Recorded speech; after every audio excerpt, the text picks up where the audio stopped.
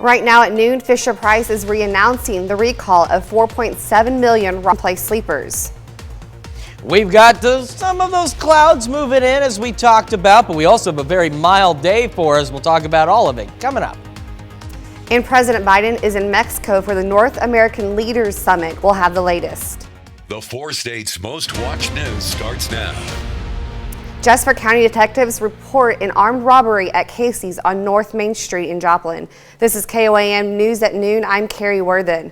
Authorities say just before 10 o'clock Sunday night, a black male entered the store with a handgun. The individual was wearing a tan hoodie that he gathered around his face to conceal his identity, and then he demanded cash and fled south on foot.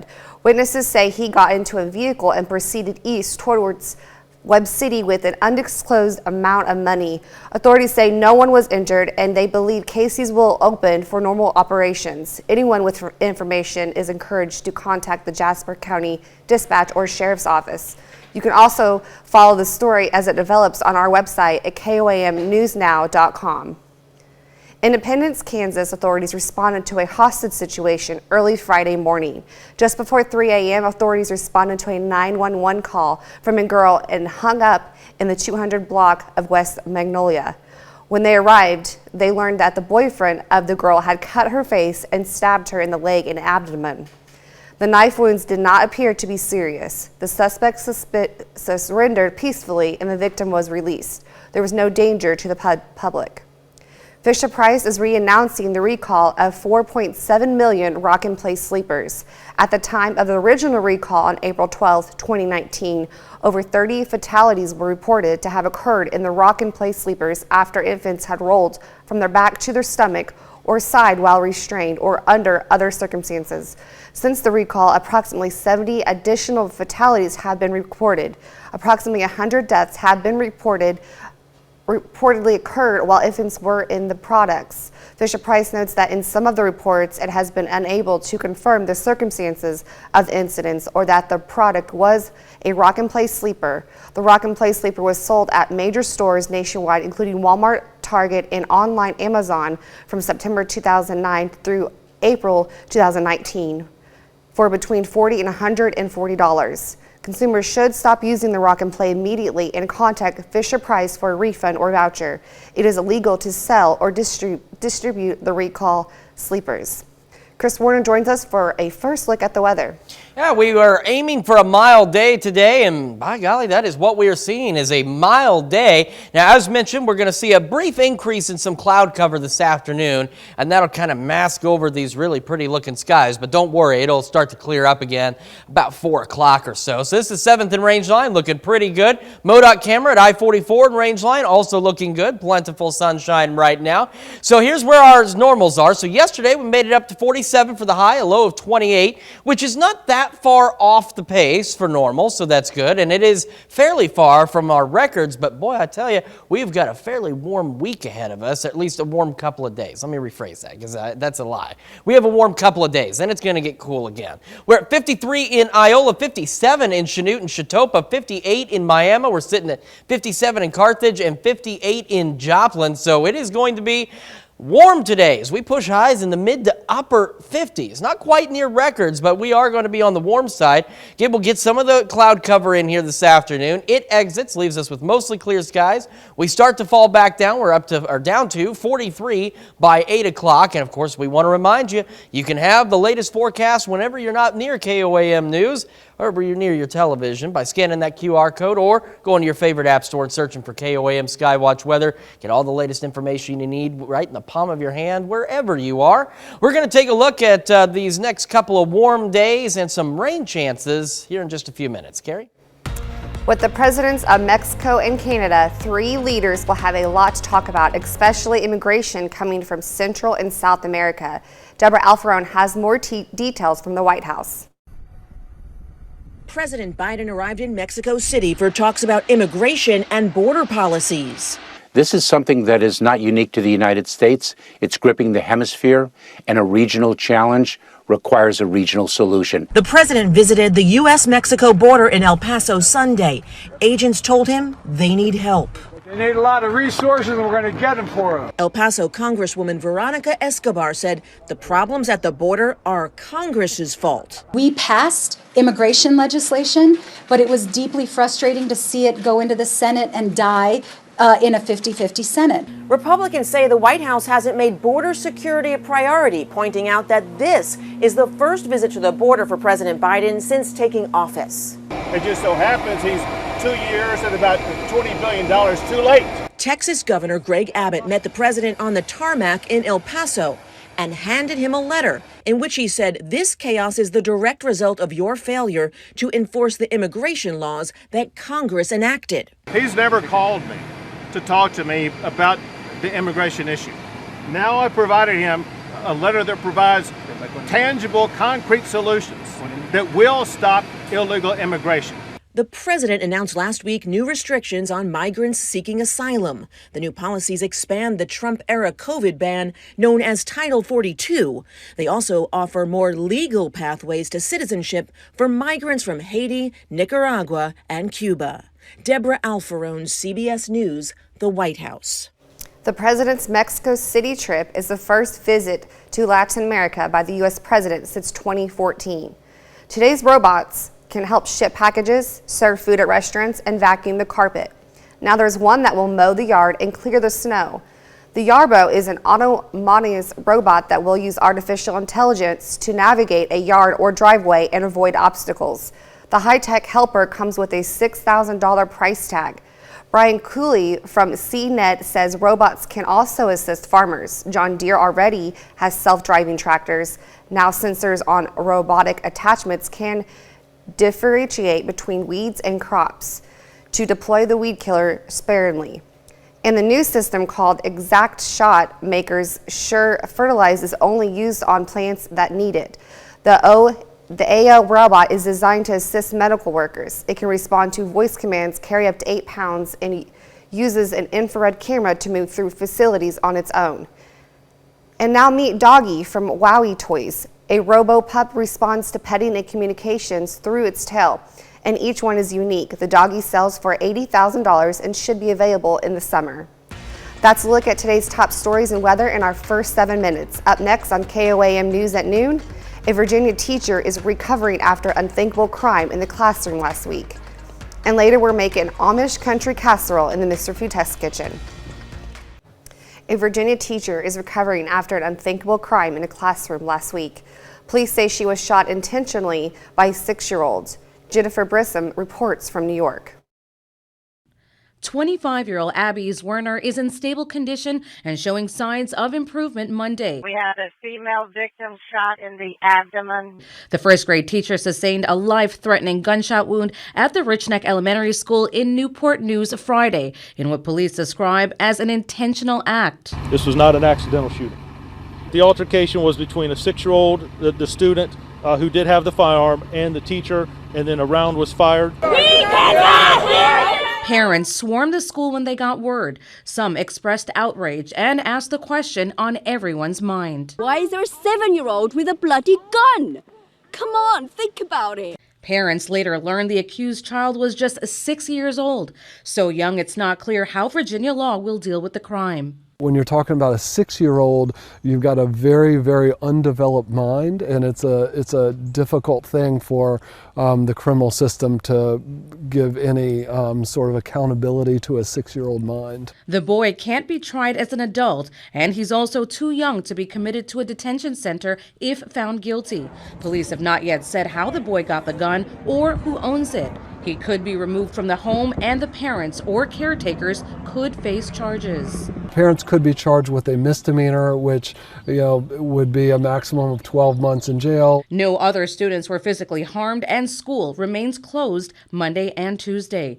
Jennifer Bisram, CBS News. This registered as the first school shooting of 2023, according to the tracker by Education Week. Still to come on KOAM News at noon, Mr. Food. Today, we're cooking up an Amish home-style meal the easy way. Stick around. I'll show you how it's done. But first, we're going to talk about the mild weather, windy conditions, and some rain chances this Wednesday when we come back. Well, Well, we have definitely seen a much nicer, milder day today. We promised that this morning, and that's exactly what's happening. And it is going to remain mild through today, tomorrow, and the next day. And then it's not going to be as mild, but still right at average so far, so not bad. 7th and Rangeline looks pretty good so far. Same with the MoDOT camera at I-44 and Rangeline. Not too bad out there. I swear to you, every time I've seen this, I thought it was snow. It's just gravel, but it keeps looking like snow after the snow we saw. I'm like, this is just snow that's not going away. Turns out it's gravel. Thankfully, it's not snow, and there's no way it could be. Look at this. We're 58 in Joplin, mostly clear skies. South breeze at 15, but as we mentioned this morning, gusty winds out there too, pushing 25 miles an hour in Joplin. Temperatures across the region, we got this nice southerly breeze ushering in these gorgeous temperatures. I mean, it is March-like out there. 53 in Iola, 55 Yates Center, 57 Chanute, Chatopa, 58 Miami, Neosho, and 55 in Monette. So as we go through the rest of today, we're reaching the point that we're about to top out at as we head into the early afternoon. So we should make it to 58, maybe a degree warmer here or there. But otherwise, either way you paint it, it's a beautiful day. We're going to see some increasing cloud cover, which we saw on the camera at 7th and Rangeline. And then it'll clear up again. We'll be left with mostly clear skies heading into the evening. We're down to 43 by 8 o'clock. If you're planning an evening out, it's not going to be that bad, honestly, because these temperatures through the evening hours, where our normal high should be. So it'll be mostly clear. Winds will start to calm back down again this evening. And we're going to stay well above average as we hover in the mid-40s heading into the late hours of the night. And as we go into the overnight, we don't drop too much. We make it down to 40 for an overnight low. Partly cloudy by 11. We'll see some increasing cloud cover because we're heading for a mostly cloudy day tomorrow. But that mostly cloudy day is not going to put a hamper on temperatures. So we get through there. Future track didn't have a lot to show us until we get to Wednesday evening. Now, Wednesday evening, we could see additional wind gusts of, again, 20 to 30 miles an hour. Not too bad tomorrow. In fact, tomorrow is going to be just perfect, aside from a few extra clouds. We're watching some shower and thunderstorm chances as the system makes its way on through our area. And you can see back off in western Kansas dealing with some wintry precipitation. Now, the future track wants to bring some of this wintry precipitation into our northern counties. I believe that we're going to get lucky. If we see any wintry precipitation, it's not going to amount to much. But I think most of this will still be in the form of rain, and the wintry weather will hang off to the north up around Kansas City, Topeka, Lawrence, and places like that. We should just stay with rain. Now, once this kicks out of here, we do cool down. We get considerably cooler than where we are going to be over the next few days, but we're a lot closer to what our average temperature is going to be. Here's the deal, though. Until then, look at tomorrow, 61 again on Wednesday. Then those evening thunderstorm chances, that brings our temperature down a bit. We hang on to the 40s Thursday, Friday, and Saturday. And then as we head into Sunday, take a look at that, back up to 56 degrees again. So you can see we've got some good overnights. Thursday and Friday night, going to be a little bit on the colder side, but a little bit more on the normal side before even the overnight lows turn around and warm back up. So we have a brief cool down, putting us normal, and then we get right back to some mild weather again. And, of course, a few storm chances Wednesday evening, but that shouldn't be anything really more than just some good old-fashioned thunderstorms and some much-needed rainfall in the area. Well, I know we're still in January. But Yes, we are. The next 2 days are going to feel like summer compared to the temperatures Oh, we I know. were having. Exactly. I mean, compared to a couple of weeks ago, 2 or 3 weeks ago now, yeah, that's going to feel like summertime out there. But do remember, like you said, we're still in January. It's still winter. And you know that Mother Nature's not done with us yet. So enjoy this while we've got it. Yes. All right. Thank you, Chris. We take this time to honor today's four-state hero. We pay tribute to Fidel Leon, a Mound Valley, Kansas. Leon served as a private in the U.S. Army and fought in World War II. He earned a Purple Heart and many other honors. We thank you, our four-state hero.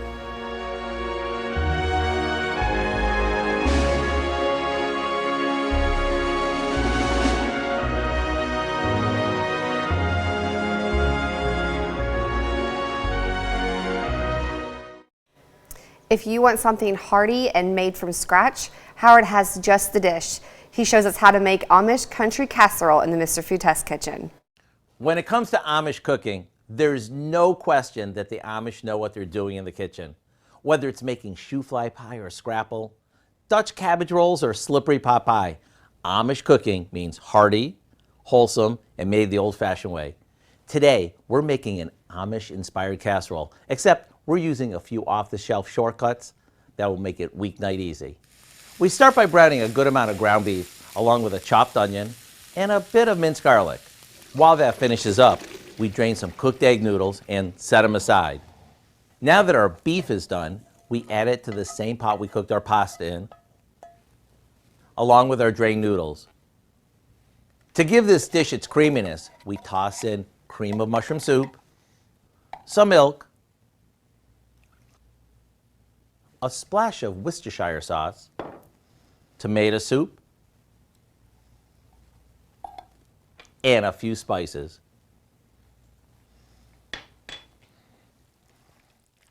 After it's all mixed, we'll spoon it into a baking dish and into the oven it goes until it's heated through and the top is all crispy. There you have it, a dish that's simple to make, full of flavor, and is sure to bring your family around the table. To get the recipe for our Amish country casserole, all you have to do is visit our website. I'm Howard of the Mr. Food Test Kitchen, where today we found an Amish-inspired way for you to say, ooh, it's so good. You can find this recipe along with a lot more good food from the Mr. Food Test Kitchen online. Just go to our website at KOAMnewsnow.com. Here's a look at our 4-state market prices.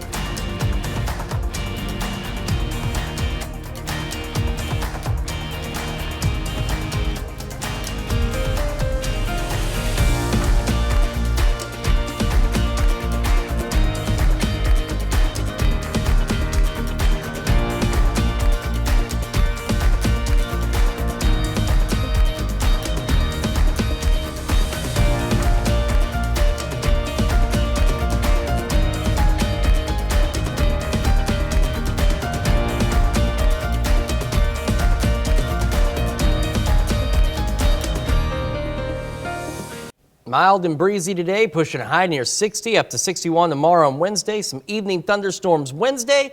That cools us back down to normal, but back into the 40s Thursday, Friday, and Saturday, and a return to the mid-50s by this coming Sunday. I'll take it. You bet. I know what's coming up at 5? Yes. Well, I'll tell you, a look at childhood obesity guidelines. Children with obesity should be evaluated and treated early and aggressively, according to new guidelines. The advice from the nation's pediatricians no longer recommends watchful waiting or delaying treatments to see if kids and teens can overcome obesity on their own. Plus, the city of Joplin receives millions of dollars to widen Zorro. We're going to hear from a local business that uses that road and hear what it means and what it could mean for that space. And memorial service announced for a missing man, a Joplin man whose skeletal remains were found in Colorado. Hope you join us for those stories, a lot more, of course. It's coming up today on KOAM News at 5. Thanks for joining us for the KOAM News at noon. We'll see you right back here at 5 o'clock.